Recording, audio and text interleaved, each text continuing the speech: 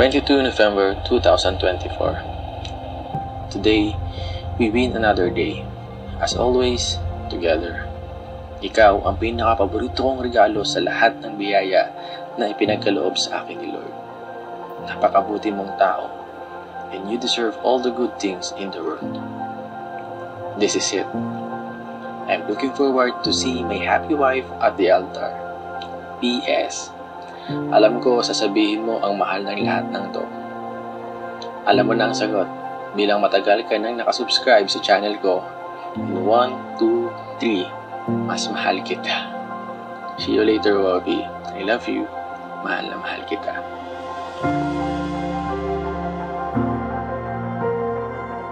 I have been taking notes of what to write in my vows since August 2021.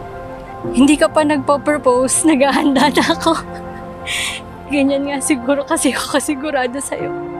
Before you came, I prayed for direction. You are my God's yes to the things I prayed for.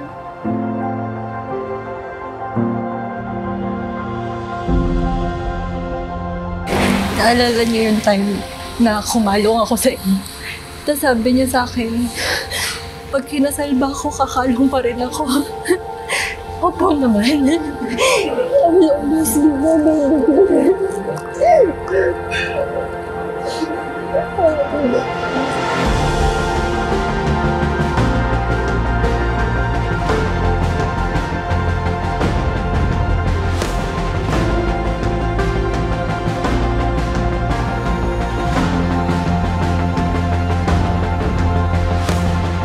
Mula sa simula, isang salita lamang ang naglarawan ng ating pagmamahal. Payapa. Dahil ang tunay na pag-ibig ay payapa, ang wagas na pagmamahal ay mapayapa.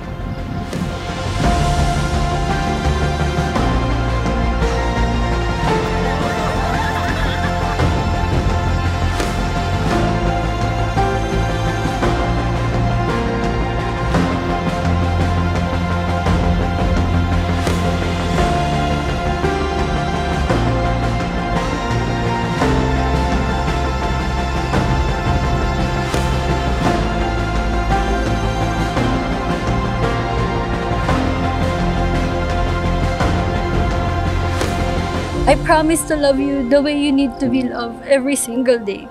Sisiguraduhin ko na yung huling love na ibibigay ko ay para sa'yo. Mamahalin kita palagi sa bawat sandali.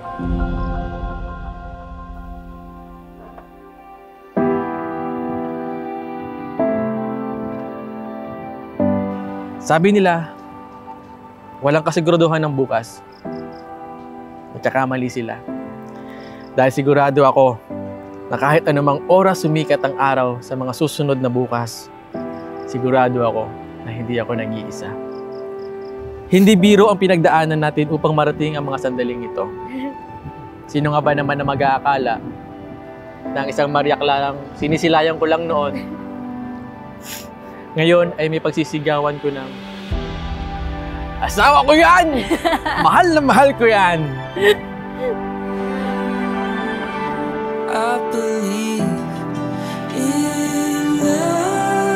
Sobrang bilib ako sa kay Kay, sa mga pangasawa ko, na araw-araw sinusubukan niya maging matatag. Nilalabanan niya yung long-distance relationship, lahat ng pagsubok.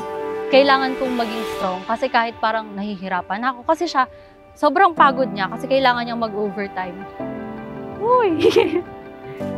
Kaya sobrang thankful ako sa kanya kasi araw-araw pinapaalala niya sa akin na magaling ka, mabuti kang tao. At yun yung naging sandato ko na malampasan yung pagsubok. Andito na tayo sa araw na ilang linggo, buwan, at taon nating pinangarap at ipinagdasal sa may kapal. Lord, maraming salamat. Maraming salamat po.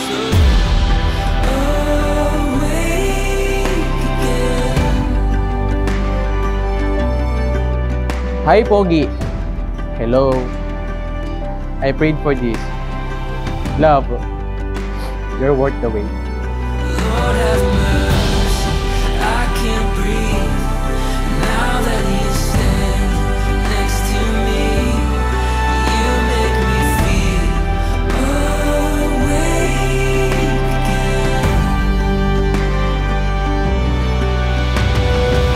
he was with us for the past 6 years bago siya nawala.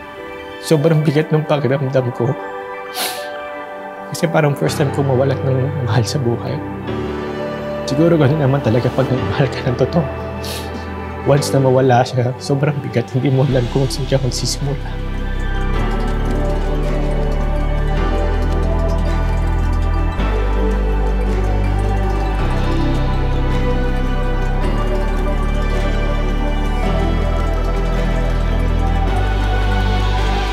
Ito na yung hinintay namin ng matagal. Ang tagal namin siya pinlano, ang tagal namin siya pinaghandaan.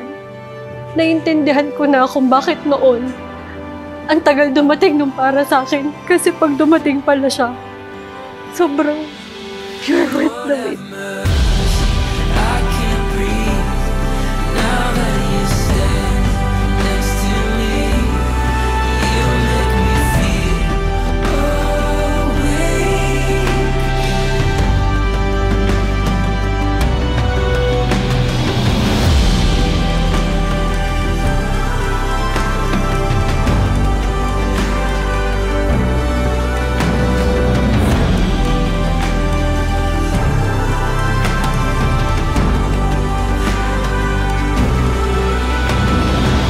The main reason kaya rin merong mga ganito, bakit kailangan ko pang ipakita to? Pwede naman wala yan, di ba? Pwede naman walang video, pwede naman walang photo. Pero gaya nga na sinasabi ko, yung mga larawan, yan yung susi pabalik sa nakaraan. At gusto ko na pagdating ng panahon, makita ng mga anak namin na ganito kami nagsimula.